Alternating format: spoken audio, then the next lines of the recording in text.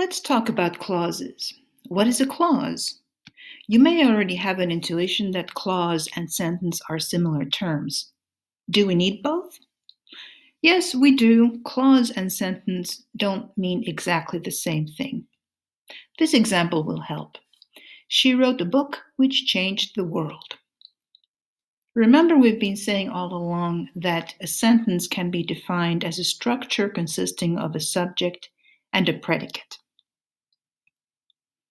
And remember also that a predicate is a verb phrase, so it definitely has a verb in it for sure, and depending on what the verb is, it may need additional elements with it as well, within the predicate. So in this sample sentence here, initially it looks like we have a problem because there are two different distinct verbs, wrote and changed.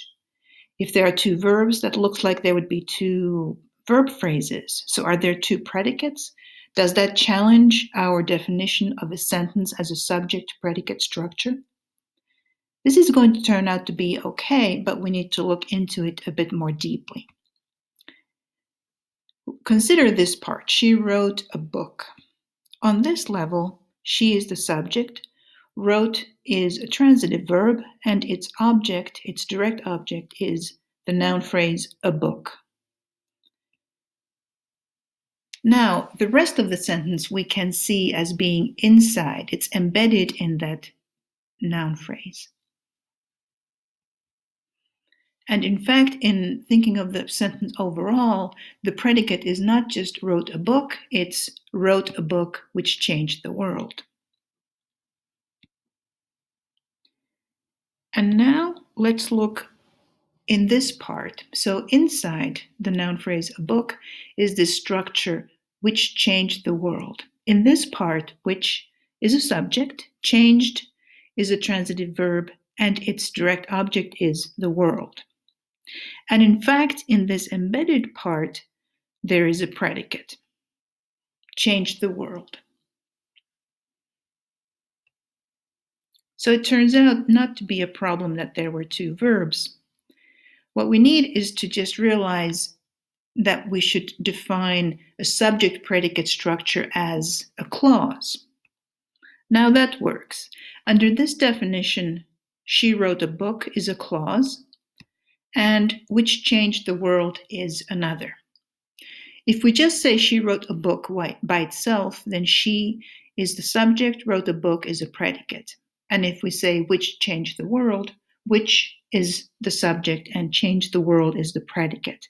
And one of those can occur inside the other.